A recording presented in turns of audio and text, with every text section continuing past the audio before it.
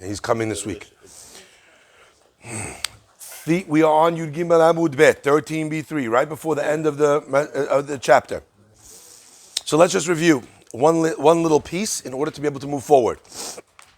And that is, we referenced, when it comes to the kinds of wheat that we were talking about in the piece before, Dashushe, Chilka, Targis v'tisane, when someone they would crush Chilka, Targis v'tisane, they would crush it in private. Rabbi Yossi says they were mahmir on themselves. Remember we said that? And then the Gemara brought a proof that what does it mean they're mahmir on themselves? It means not that they're mahmir to do it in private, and really they're allowed to do it publicly, but rather they were mahmir on themselves and they didn't do it at all. But I ask you a question. It doesn't seem like the Braita that the Gemara brings as a proof that Rav Yossi says that they weren't allowed to do it at all, doesn't seem to prove it. Why? Because it doesn't say that everywhere they did this. It says the hunters of this city and the grinders of that city. Anyway, I found the Sfat Emed, all the other commentators all talk about this question, and everyone has a whole different approach to it. But in the end, that is how they learn. And the question is how to understand what exactly the machloket is between Rabbi Yossi and the Tanna Kama. I don't want to mix up anyone before we start the class, so I'm not going to go into it. But as an example, some say that the question was whether or not you could create a minhag in a place, and then that would be a binding minhag for the people of that place. So what would happen if the people, the trappers, they accepted the minhag, even though it was allowed to do in private, not to do it at all? In such a place, does that obligate everyone to follow the minhag or not? And that's what the Tanna Kama and the Rabbi Yossi are arguing about. And the reason why they're arguing about it is because Rabbi Yossi held in the first place that this whole idea was a chumrah. They accepted on themselves not to do it at all. That was what he held in general, okay? So therefore, when people did that as a minhag in a certain place, etc., etc. Masha'enke, the Tanna Kama said, you can't institute a minhag that's based on nothing. So since it's allowed, and therefore they're allowed to do it b'tzinah in private, okay? But that's one of the opinions as to how to reconcile the diuk that we made last week. However, in the process, we heard a little bit from this rabbi whose name was Rav Dimi, who moved to Bavel from Eretz Israel. And what did he say? He said that the word chilka, that we translated, meant chilka to divide it into two. He said, no, it's referring to spelt. Gemara asked, chilka makes sense, you called it chilka because you divide it into two parts. But according to the guy, spelt, what does that have to do with anything? What does chilka mean? Answers the Gemara, chilka means you peeled it and now it's chalak, it's smooth. Okay. Gemara said on that, what about this? We have a question from the Braita. It says that the item is mikabel tumah, receives tumah. If you say it's split, so in order to split it, it had to be softened, so they used water. But why? Why would it be mikabel tumah just because it's peeled? And it says the Gemara, because also in order to peel it, they required to make it wet. So we answered how Rav Dimi could still hold of his opinion. Ask the Gemara now another question on Rav Dimi. Okay? Mitve, they asked him, Harodem and Adagan. Someone says, I swear I'm not going to have any joy, any pleasure from Dagan. Okay? Now, Dagan is a tricky word. Because in a literal, terminology, we use it to define grain. But actually, Dagan means grain, but in another way. Can I give you an example?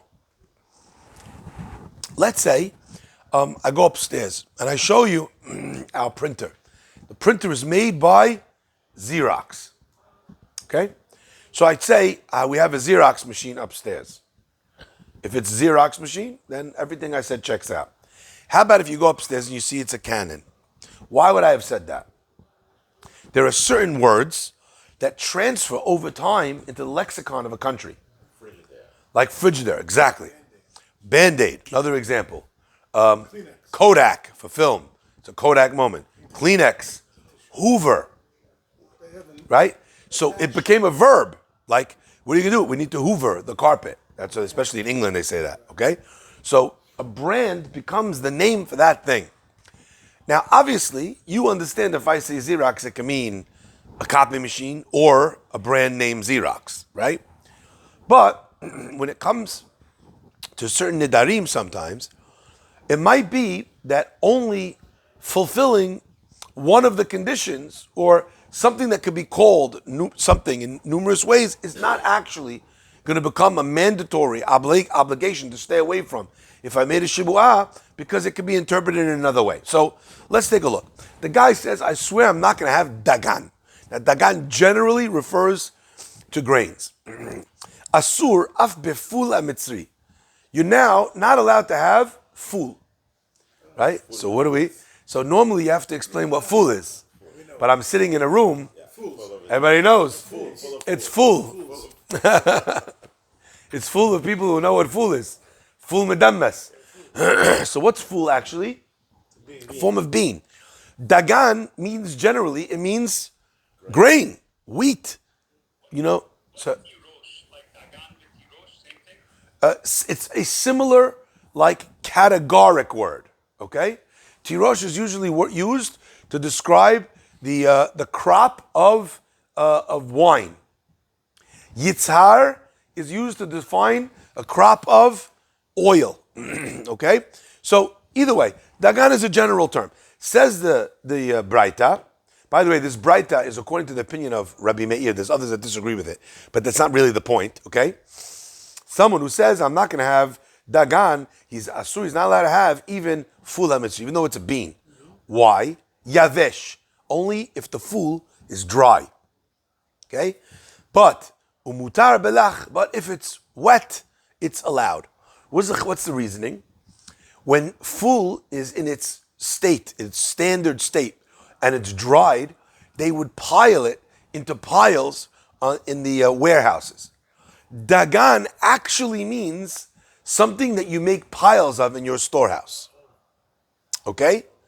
So, like when you say a bale, what are you referring to? Like a bale of hay, right? So you're piling something up.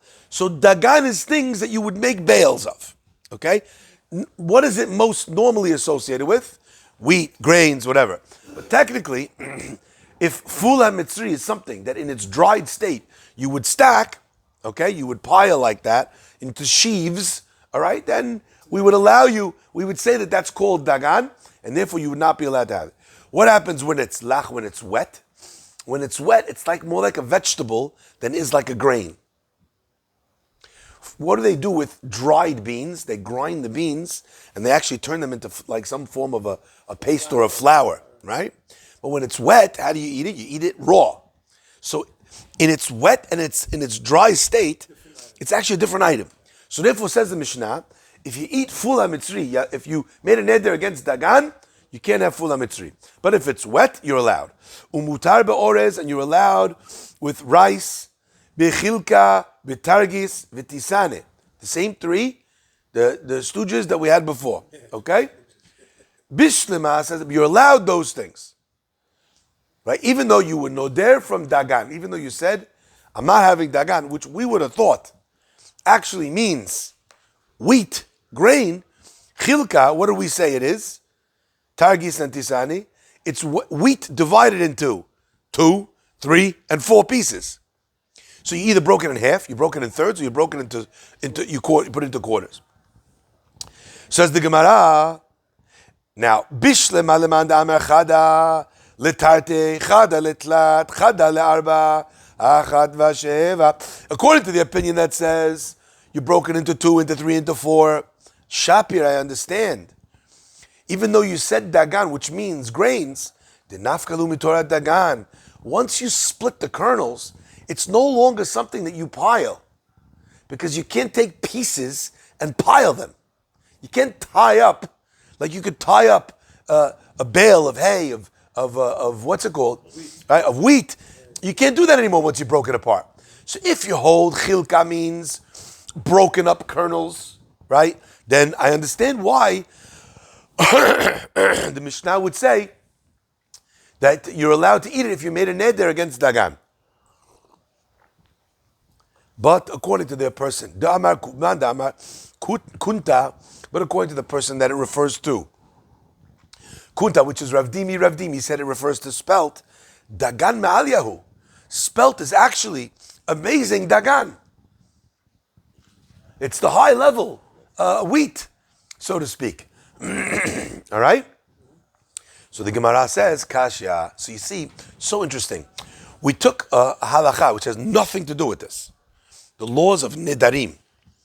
But from the context, we're able to see that the Mishnah did not understand that chilka was divided pieces of wheat, but was a spelt in its natural form, because if it's spelt in its natural form, that's something that you do pile. So it should be asur. Okay? So therefore, Rav Dimi, it's a very difficult thing. Now, very important to understand. What happened over here? The Gemara says, Kasha, it's a question. And how do we leave it? We left it as a question. Okay? We left it as a question. What does that mean for Rav Dimi's opinion? When we have a question you can't answer, does that mean he's knocked out? So it's very interesting. In the Gemara, there's two words you could use after you deliver like a knockout punch. One is kashya, question. One is tiyufta. We've had that before.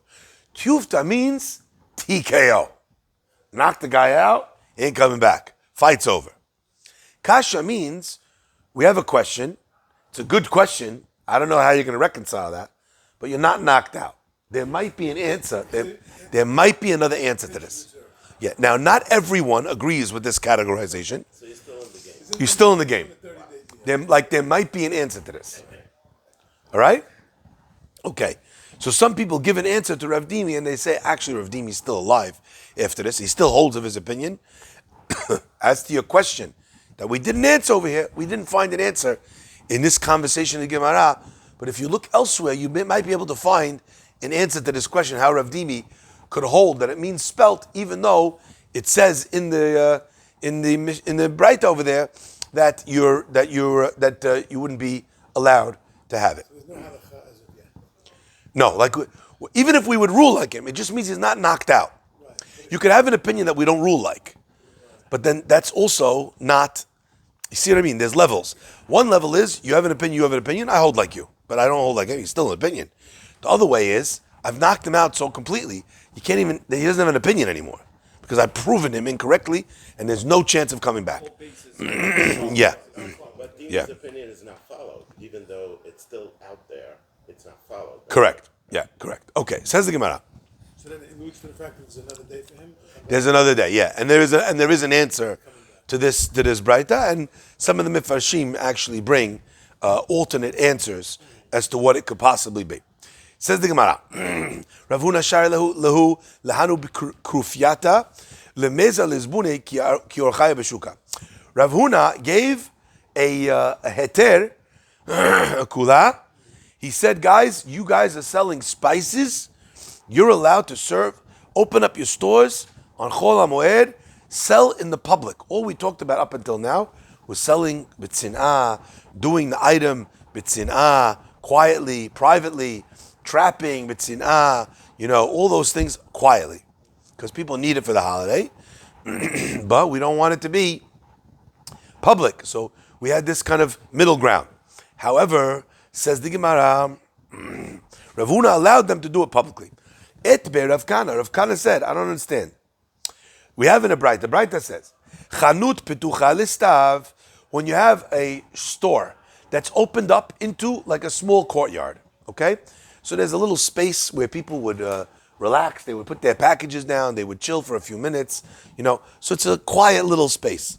You have a store that opens up, their front door is into that little courtyard. Halakha is, potach v'noel kedarko. He opens his shop, he closes his shop, exactly as he normally would on Chol HaMoed. Right? Why? Because it's not a public thoroughfare. It's a private little cul-de-sac, okay? But if it's open up to the public thoroughfare, potach achat v'noel achat. If you have a business that's allowed to be open, what did they do? You have one door open, one door closed. Quietly. You leave one door closed. So it's a siman. Everyone could see, like, listen, I have to sell, but this is not like a regular day. By the way, I had never seen this in practice until I got to Eretz Israel. And I saw stores that do this on the Hag. One of the doors is locked shut, of the two doors, the other door is open. Now you'd think, what's the guy doing? This is what he's doing. He's actually following exactly what it says over here.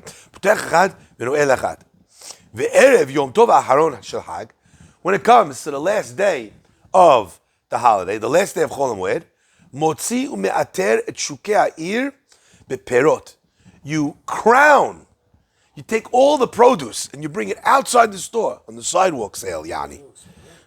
You adorn it beperot, with fruits. B'shvil kvod Yom Tov Aharon, for the sake of the honor of the final Yom Tov. Now there's a machloket actually. What is the Braita telling us over here? Is it telling us Yom Tov Aharon? Is it referring to of Sukkot? Why? Because on the last day of Chol HaMoed Sukkot, you're going into the end of the holiday. But you have Shmini Atzeret, and Shmini Atzeret is, as we say, is a Chag B'fnei Atzmo. It's a Chag, a holiday unto itself, completely separate from the other holidays. Okay? Yeah.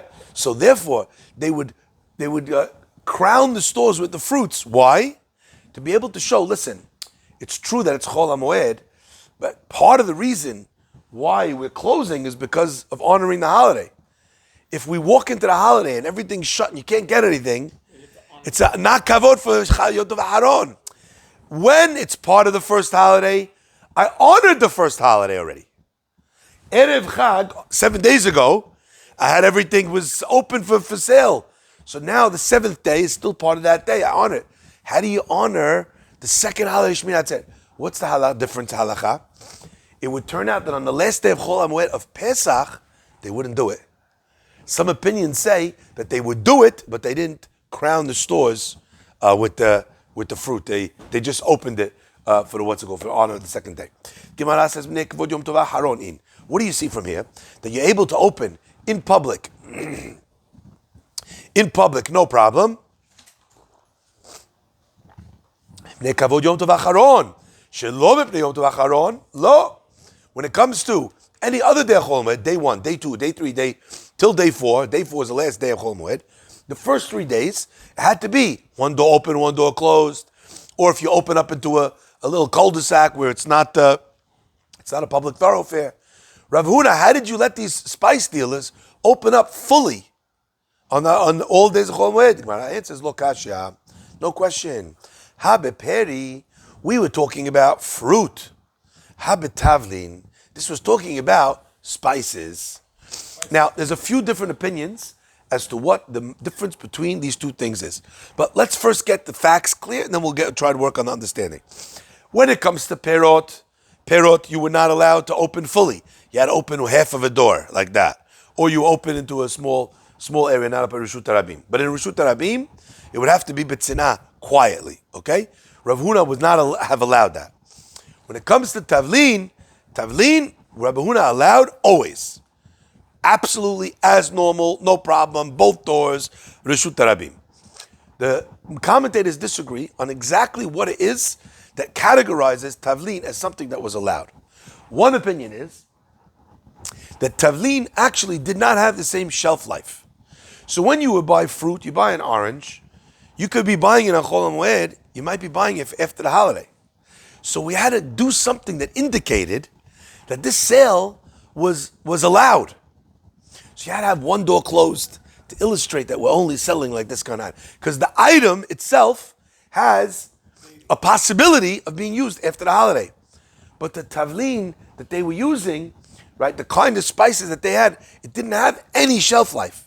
If you waited until after, it would be dead. Absolutely. So the Chachamim are trying to figure out what kind of spices were they talking about? Now also remember, Tavlin doesn't always mean what we think it means. So let me just share. One opinion of Tavlin means that you're giving something that adds a taste to the food. Okay, that's one type of Tavlin. The second type of Tavlin, salt, pepper, paprika, all those kind of things. That you can sit in your drawer for a year. right? But there are certain kinds of tavlinim that did not last. Okay? Sorry? Now I'm reading the bottom here. It says cabbage and leek, and then even fish. Yeah. So again, that's why I'm saying the word tavlin is used. It's used in many different languages. Now, by the way, take a look for 1 second at Tosafot. Tosafot says betavlin. See the second Tosafot on the page. Piresh bekuntros. Rashi explains kuntros means like a notebook. That was the euphemism for Rashi. They used to call it like the notebook. Bekuntros, kruv v'kashinin, cabbage, and like you said. V'hikshe b'Tosafot. Tosafot asks Rabbi Peretz. The kruv v'kaflut enam chashuvim tavlin. They're not considered spices. That's not what we mean when we say tavlin. The hamrina the tavlin l'tama avidi. Isn't tavlin always made for taste? V'afilu be'elef lo batil. And even in 1,000, you can't say that it's batel because it's done for the taste. Uvelefet v'kaflut, and these two things, eno tzarich l'sha'er ki'im b'shishim. We know that these two things, cabbage and that Rashi is quoting, okay, those two things are actually, we know that if there's 1/60th in a dish where it's not kosher, whatever the case might be, then if it's less than 1/60th, you can eat it. If it would be tavlin, it would not be batel. V'tavlin kach niduchin kidarkan perek al betzah im ken eno kruv, so it can't be kruv. Be'aruch piresh, and in the Aruch writes, it doesn't refer to tavlin, does not refer to spices. It refers to mine besamim, type of perfume. So they were buying perfume, but they were buying perfume in a way where it lasted a very short amount of time. The scent dissipates. A scent, and it dissipates. And the minute the scent would dissipate, they didn't have the ability maybe to seal it in a way, or whatever the case might be, or maybe they had scent captured in something that they would distribute around the house, so it was out in the open and it would lose its potency. So therefore, they had to be able to use it on the holiday. So it was clear to everybody that it was being bought for the holiday.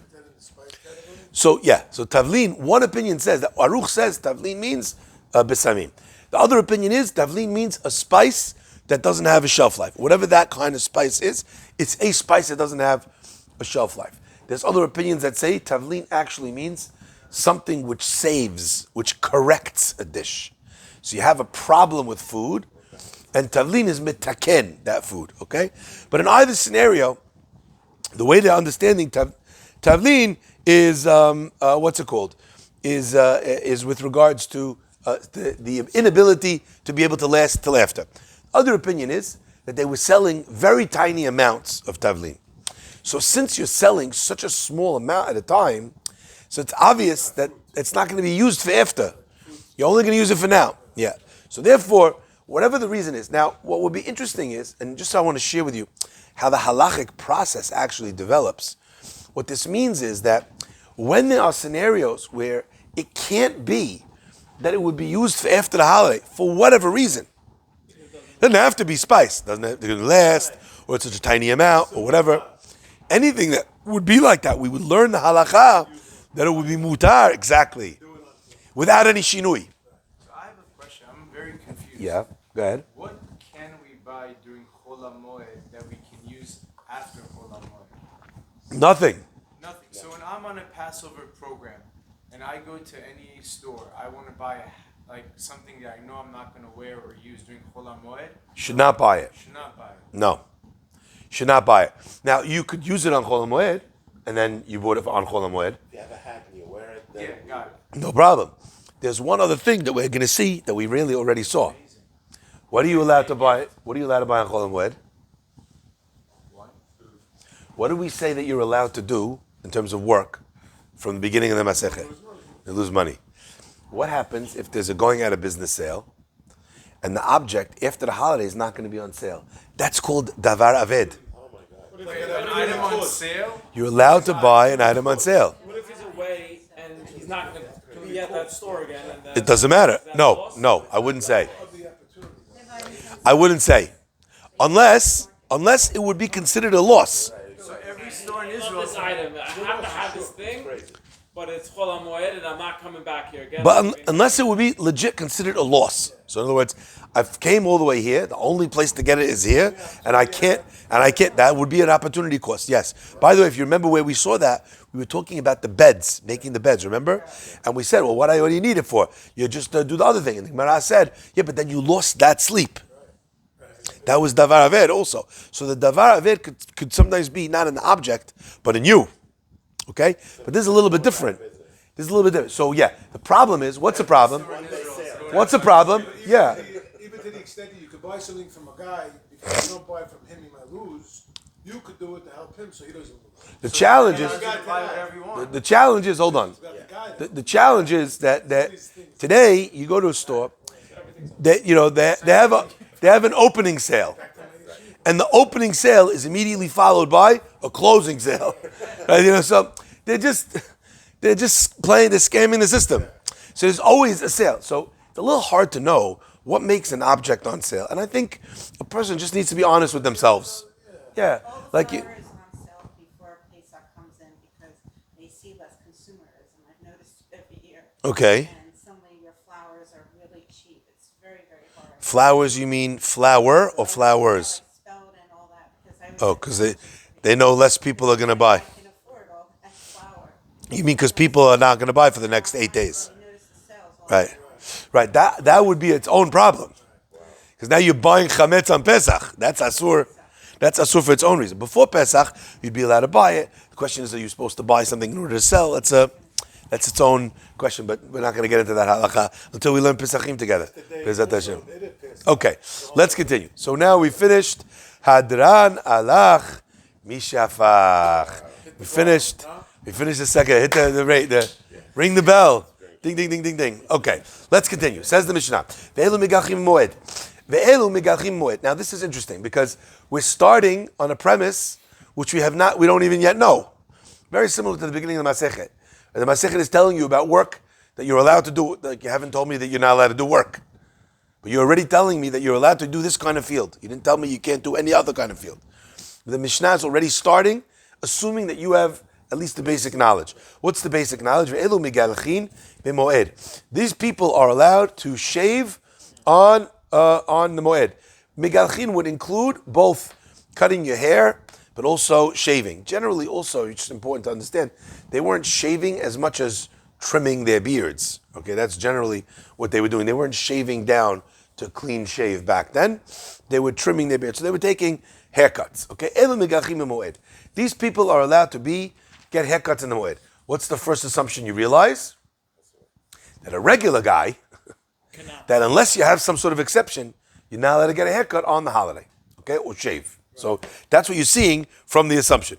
These are the ones that are able to get a haircut on the moed. I had one guy in the shul tell me his wife drives him crazy to shave every day. She hates if he has any stubble. She can't stand it. He says, my favorite days of the year are Chol HaMoed. I don't keep anything, but he keeps this one. He's like, I can't. It's asur. What you want from me? But we said the barber thing before. Huh? Remember we said the barber thing before. You can take a haircut if the barber's going to lose out. Up. Yep. Yeah,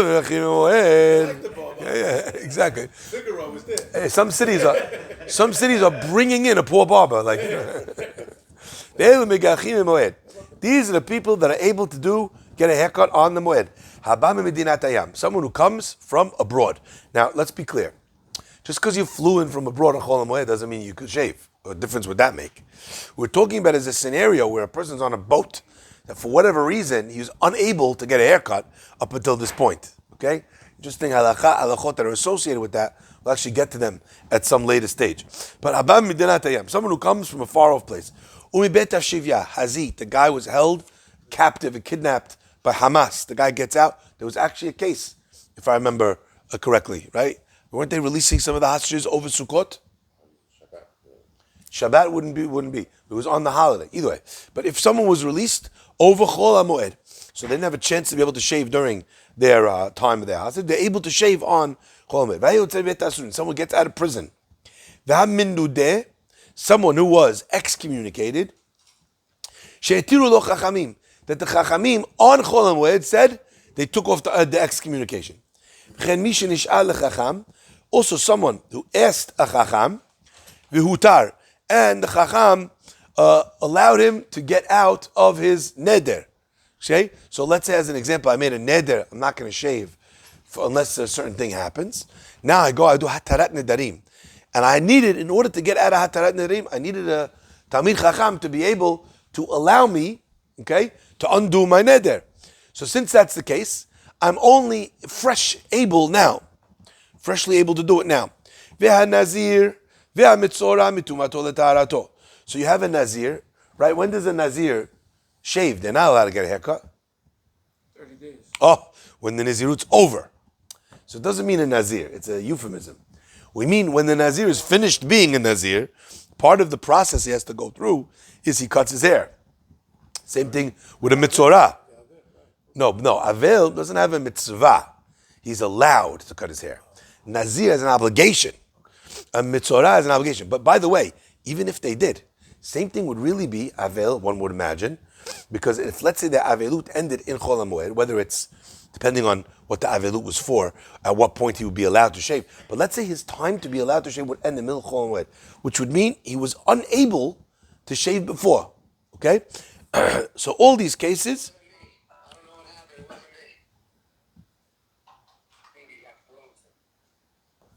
I think someone needs to be on mute.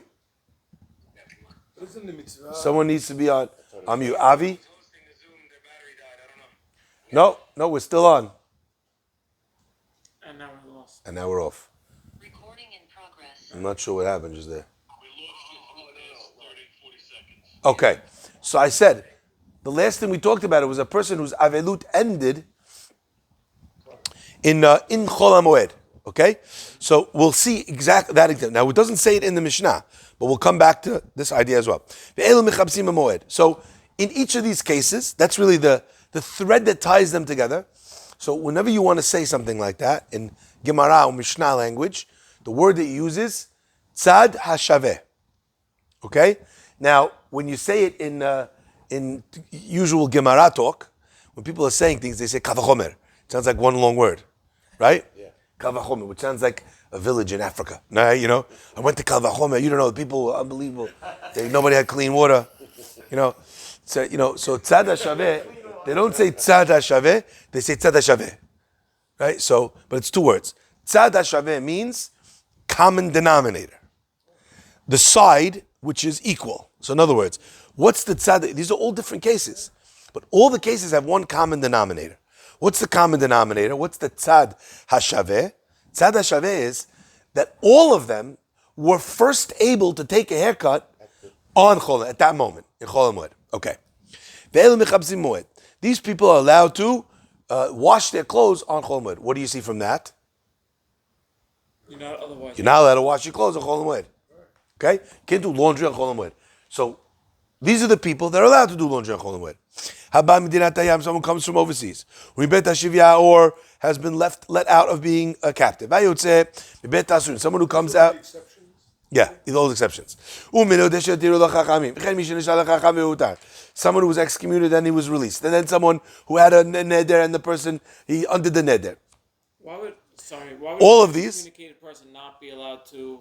Why does that allow you to then wash your clothing? We'll get to it in the Gemara, because there's going to be a whole sugya over here on what excommunication is, which is a little juicy.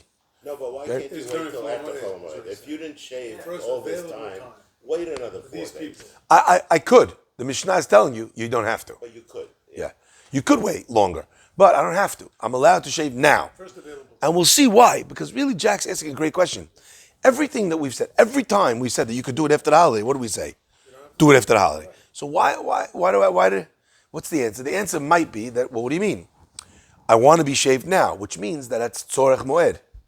So we'll have to see, why is the person who's not allowed to shave, not allowed to shave? And then we'll understand, in other words, what's the reason for the isur? And then we'll know why, for these people, it's mutar. So, says the Gemara, basically a repeat of many of the items that were there in the first place. Mitpichot hayadayim. Let's say a person has hand towels. Right? Why should hand towels be different from other towels? Why would you imagine hand towels need to be washed? Hair in them. So, but you could also have guests for other things. Barber. No, we're not talking about barber. We're just talking about a hand towel. Use it more frequently.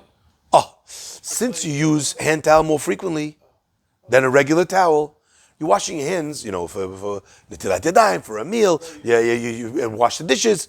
It's used all the time, which means that all your hand towels get used up.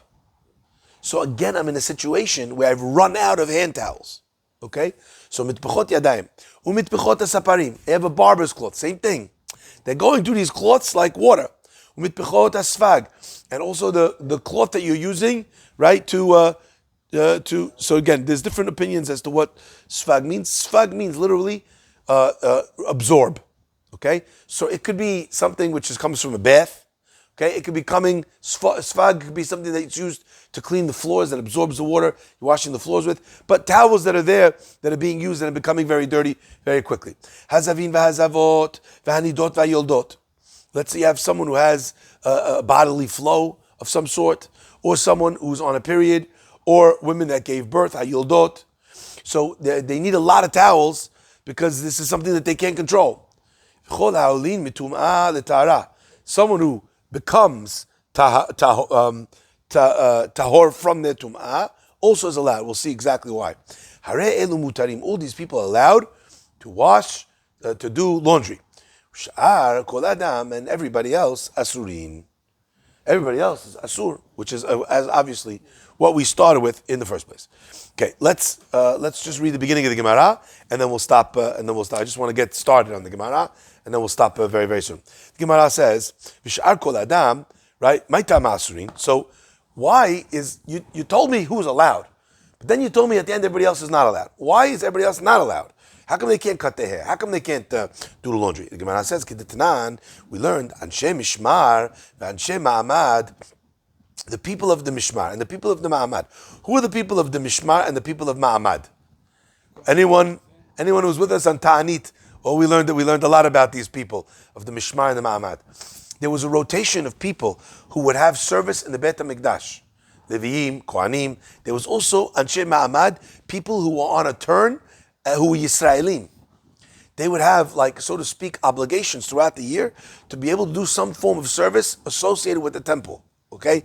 They would read certain portions of the Torah, if you remember. So we talked about all these people, Anshe Ma'amad, Anshe Mishmar. So these people, Asurin l'saper l'chabes, they're not allowed to do laundry, and they're not allowed to cut their hair when they are on their time of service. Ubachamishi, when it comes to Thursday, so even though they're still on the clock, mutarim ibnei kvod Shabbat, they're allowed for the sake of honoring the Shabbat. So even though you're in that time and you're not allowed to cut your hair during that time, for Shabbat it's mutar. Amar Rabbi Bachana, Rabbi Lazar, Rabbi Bachana said, Rabbi Lazar, my ta'ama. What's the reason?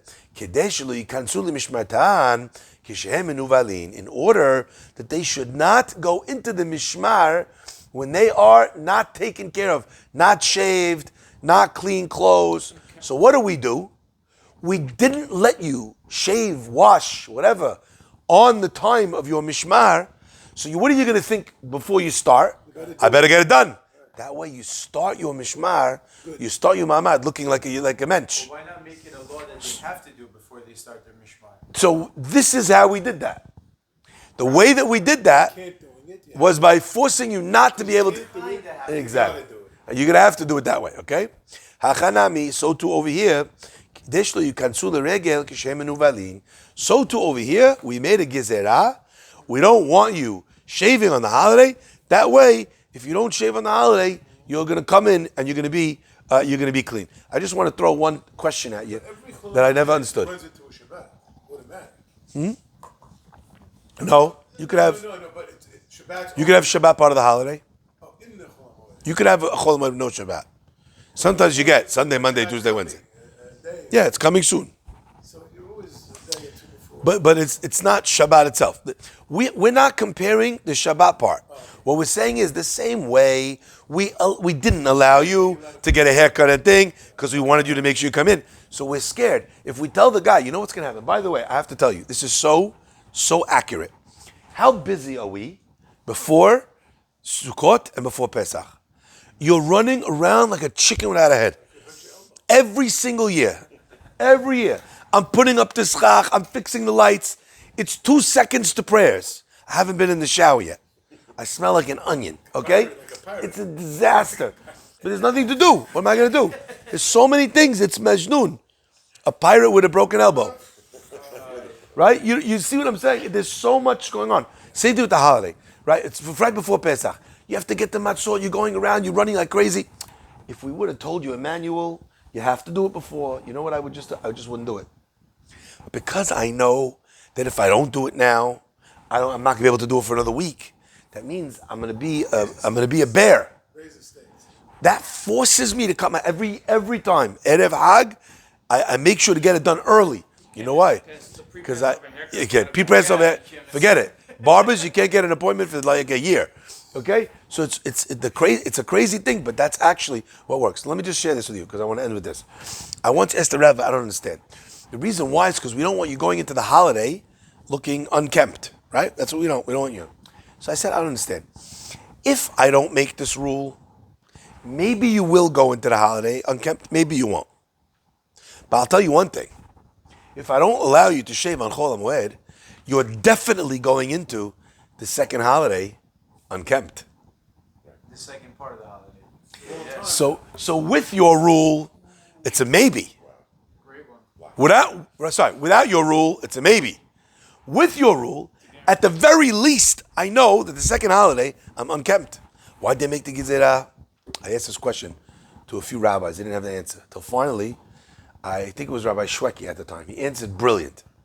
And that's how I started the Perek. He said, today you have a good question. Why? Because I didn't shave 4 days, 5 days. You look horrible. You got stubble, half a beard. Back then they had a beard. In 5 days, your beard doesn't become unkempt. It's only if you didn't take care of your beard for 2 months up until the holiday that you're going to come in looking like Yosemite Sam. So he answered me a beautiful answer. So if you took care of your beard before the holiday, by the time you got to the second holiday, it was unnoticeable. The difference, because in a beard, it doesn't show. It only shows on clean shaven. So in our day, I have a good question. But back then, when they made the Gezerah, it was not a good question. Baruch Hanei Le'olam. Amen ve'amen. We'll pick